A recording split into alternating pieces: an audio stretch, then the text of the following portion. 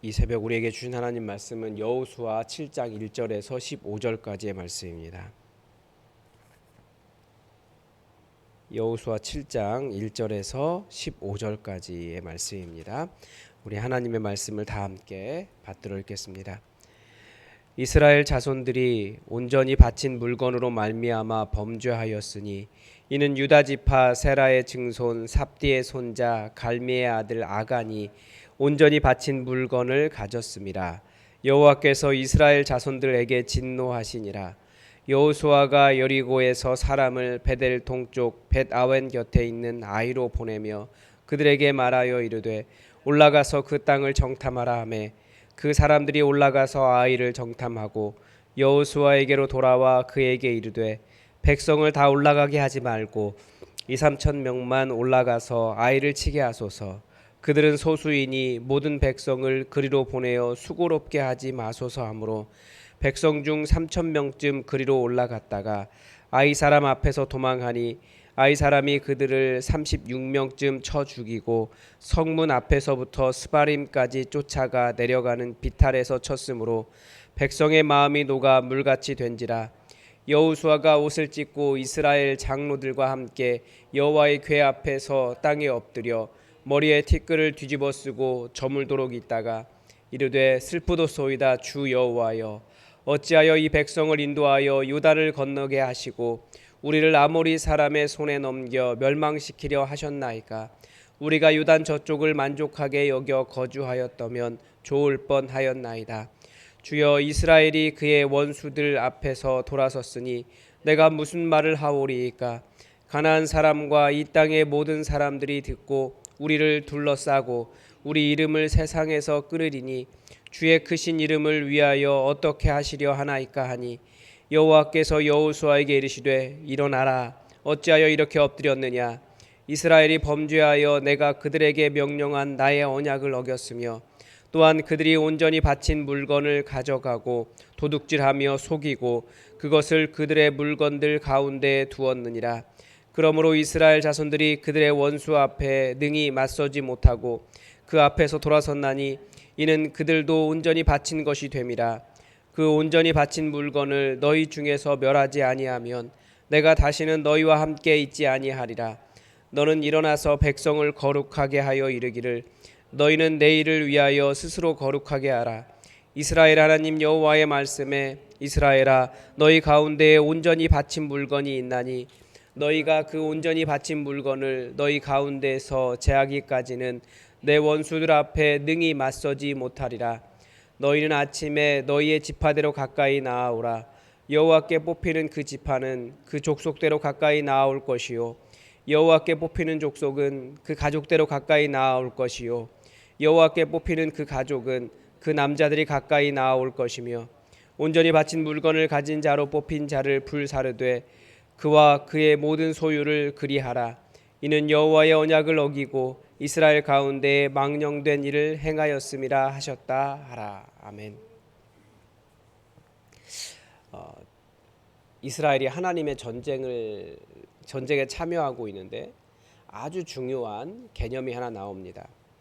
오늘 본문 1절에 나오는 것처럼 온전히 바친 물건이라고 하는 단어입니다. 이 온전히 바쳐졌다라고 하는 말을 헤렘이라고 합니다. 아마 헤렘이라는 단어를 들어보신 적이 있으실 것입니다. 근데 이 헤렘이라고 하는 개념은 성경에만 나오는 개념이 아니고 이스라엘 주변 세계에도 이 헤렘이라고 하는 개념이 있습니다. 그런데 이스라엘 주변 세계의 헤렘과 성경의 헤렘은 큰 차이가 있습니다. 이스라엘 주변 세계의 헤렘은 잔인한 진멸 이렇게 볼 수 있습니다. 예를 들면 어떤 나라가 자기에게 조공을 바치고 있다가 이제 바치지 않는 거예요. 그러면 그 강대국이 약소국에 들어가서 군사적으로 그 나라를 완전히 진멸해 버리는 거죠. 고대 이스라엘 주변 국가의 이 헤렘의 의미가 그렇습니다. 지금도 제가 알기로는 중동 지방에 그런 헤렘이 있다라는 것을 알고 있습니다. 아주 잔인하게 다 없애버리는 거예요. 복수를 하는 거죠. 그러나 하나님의 이 헤렘, 성경의 헤렘은 하나님께서 승리를 주셨기 때문에 그 모든 것을 하나님께 드려 우리를 승리하게 하신 하나님께 영광을 올려드리는 것이고 내가 하나님의 일을 하고 있다라고 하는 거룩한 전쟁에 참여하고 있기 때문에 이것은 내 것이 아니라 하나님의 것입니다라고 올려드리는 그런 하나님께 제사의 의미로 드리는 것이 헤렘입니다. 따라서 하나님께 온전히 바쳐진 물건을 자기의 것으로 취하면 그 사람은 하나님의 것을 도둑질한 사람이 되고, 이제 그 물건을 대신해서 그 사람이 하나님께 바쳐진 진멸의 대상이 되어버립니다. 오늘 본문 아이성 전투는 이 하나님께 온전히 바쳐진 물건이 얼마나 중요한지에 대한 설명이라고도 볼 수 있습니다. 어제 여리고성에 승리하는 모습을 보았는데 이번에 그 옆에 한 20km쯤 떨어진 아이성에 가려고 합니다. 아이성은 여리고에 비하면 더 작은 성읍이었습니다. 그 큰 여리고도 쉽게 무너졌는데 정탐을 하고 나니까 한 2-3천 명쯤 보내면 될 것 같습니다 라고 하는 보고를 들은 거예요.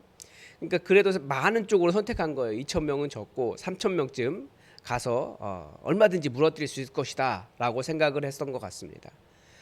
그런데 막상 전쟁을 해보니까 오히려 그 이스라엘 사람들 중에 36명쯤이 죽었다 이렇게 되어 있습니다. 정확한 수는 센 것 같지 않아요. 근데 한 36명이라고 되어 있는 거 보면 정확한 것 같기도 하고요.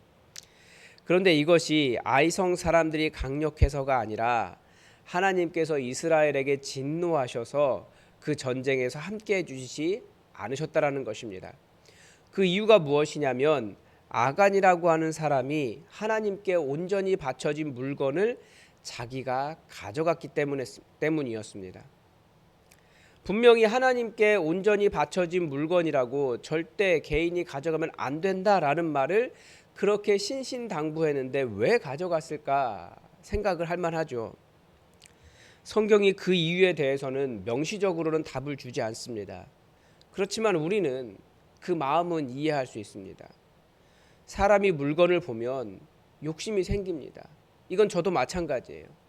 제가 태어날 때부터 도둑놈이어서 혹은 미래에 도둑놈이 될 예정이기 때문에 그런 마음이 드는 게 아니고 인간이 원래 물건을 보면 욕심이 생깁니다.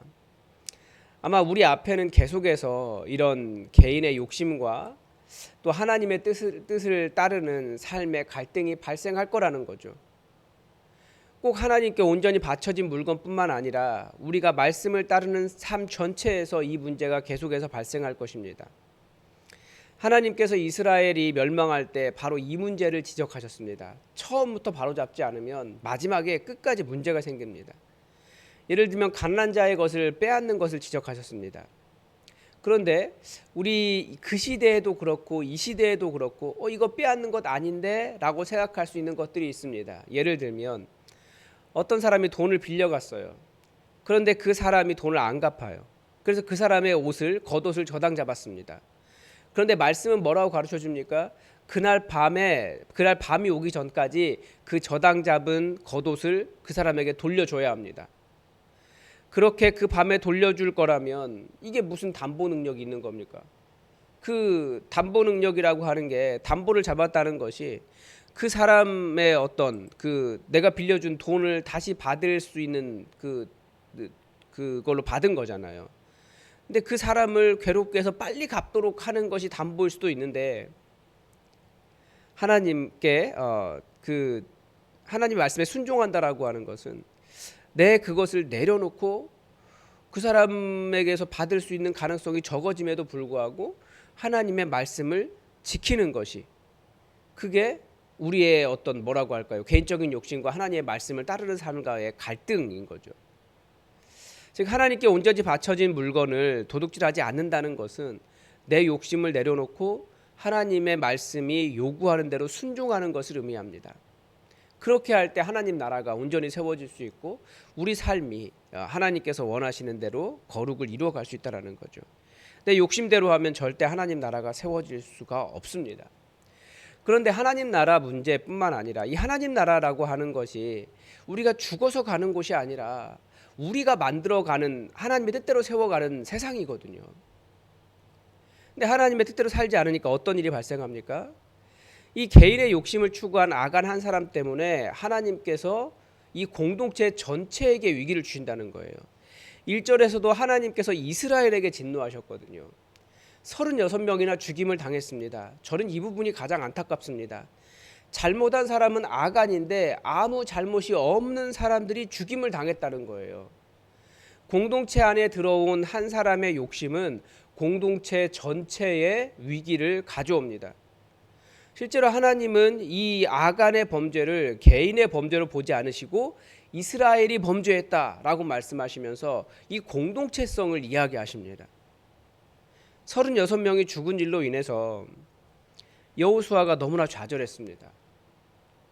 옷을 찢고 여호와의 궤 앞에서 땅에 엎드려 머리에 티끌을 뒤집어 쓰고 저물도록 엎드려 있었습니다. 그러다가 하나님 너무나 슬픕니다. 왜 이렇게 하셨습니까? 왜 우리를 죽이려고 이렇게 하셨습니까? 뭐 그런 원망의 소리를 하나님께 내었습니다. 근데 이것도 공동체예요. 잘 보면 이 일이 단순히 여호수아 지도자 한 사람의 좌절이 아니라 이스라엘의 장로들이 함께하고 있다는 거죠. 공동체의 아픔은 지도자의 책임만이 아니라는 거예요. 우리 사회 시스템은 지도자가 세워지고 그 지도자의 강력한 힘을 견제하는 데 많은 힘을 쏟습니다. 그래서 함께 하기보다는 자꾸 견제하려고 해요. 그런데 그게 아니고 정말 살아있는 공동체는 지도자도 그렇고 그와 함께하는 장로들도 같이 책임을 지는, 그 공동체의 영속성과 번영을 위해서 함께 책임을 지는 존재라는 거죠. 그래서 이스라엘의 아픔에 대해서 여호수아만 좌절한 것이 아니라 장로들도 같이 좌절했던 겁니다. 이게 한 마음이었던 거예요. 이와 비슷한 장면이 아나니아와 삽비라 사건 가운데도 있습니다. 사람이 하나님을 속일 수 있다라고 착각하는 거예요. 이 하나님의 온전히 하나님께 바쳐진 것을 자기가 가져가겠다라고 하는 것. 내 공동체, 우리가 함께하고 있는 공동체, 공통의 운명이라는 것을 이해하지 못할 때 이렇게 되는 것입니다. 오늘 본문 12절에서 하나님은 그런 자기의 이기심을 추구하고 공동체성을 이해하지 못하고 하나님의 것을 도둑질한 그 공동체 가운데 함께하지 않으신다라고 분명하게 말씀하십니다. 그래서 하나님은 하나님께 온전히 바쳐진 것을 가져간 그 사람과 그 가족과 그의 모든 소유를 불사를 하고 하시는 거예요. 무슨 말이냐면 그 공동체를 깨끗하게 하라는 겁니다. 하나님은 우리에게 그렇게 거룩한 공동체를 원하십니다. 그 죄의 문제가 해결될 때까지 그 공동체는 절대 한 발자국도 앞으로 나아갈 수 없다라는 거예요. 각자가 생각하는 거룩이 다를 수 있습니다. 나는 이렇게 남도 도와주고 나도 이렇게 선한 일도 하고 내가 남에게 무슨 피해를 줬냐라고 생각할 수 있을 거예요. 물건도 많은데 다 없애는 것이 아니라 그거 뭐 아간 뭐 가져가든지 나 알잖아요. 뭐 그 가져간 것 누구에게 피해를 주었습니까? 누가 생각해도 피해 줬다고 생각하지 않아요. 같이 전쟁에 참여했고 이 정도는 가져갈 수 있는 것 아닌가 라고 생각할 수 있지만, 그런데 교회 안에서, 공동체 안에서 하나님의 말씀에 순종하지 않는 것은 교회 안에 있는 다른 사람에게 가장 큰 피해를 입히는 일입니다. 그래서 아간은 안 죽었지만 36명이나 죽었어요. 하나님께서 함께 하실 수 없는 공동체를 만들기 때문에 그렇습니다. 우리는 하나님 나라의 일과 하나님의 의를 위해 부르심 받았습니다. 하나님의 말씀에 대한 나의 불순종이 다른 사람들에게 가장 큰 피해를 준다라는 것을 알고 하나님의 말씀에 착하고 좋은 마음으로 순종하며 우리 함께 이 공동체가 하나님께서 머무실 만한 하나님의 성전이 되도록 우리가 그렇게 거룩한 공동체를 세워갈 수 있기를 바랍니다. 오늘도 하나님의 뜻이 우리에게 이루어지기를 주기도문으로 기도하겠습니다. 하늘에 계신 우리 아버지, 아버지의 이름을 거룩하게 하시며 아버지의 나라가 오게 하시며 아버지의 뜻이 하늘에서와 같이 땅에서도 이루어지게 하소서. 오늘 우리에게 일용할 양식을 주시고 우리가 우리에게 잘못한 사람을 용서하여 준 것 같이 우리 죄를 용서하여 주시고 우리를 시험에 빠지지 않게 하시고 악에서 구하소서. 나라와 권능과 영광이 영원히 아버지의 것입니다. 아멘. 여러분 계속해서 우리 나라를 위해서 여러분 기도해 주십시오. 여전히 혼란이 해결되지 않았습니다. 언제까지 될지 모르지만 우리가 계속해서 나라를 위해서 기도해야겠습니다. 그리고 A형 독감이 전국적으로 유행하고 있다고 합니다. 사람이 기절할 정도로 굉장히 아프다고 하는데 이 또 질병이 속히 잠잠해지도록 이 일로 인해서 아파하는 사람들이 없도록 여러분 기도해 주십시오. 또 우리 교회 어르신들 강건하게 지낼 수 있게 기도해 주시고 우리의 2025년이 하나님께서 강력하게 역사해 주시는 하나님의 기적을 걸어가는 그런 2025년이 될 수 있도록 함께 기도해 주시기 바랍니다. 다 함께 기도하겠습니다.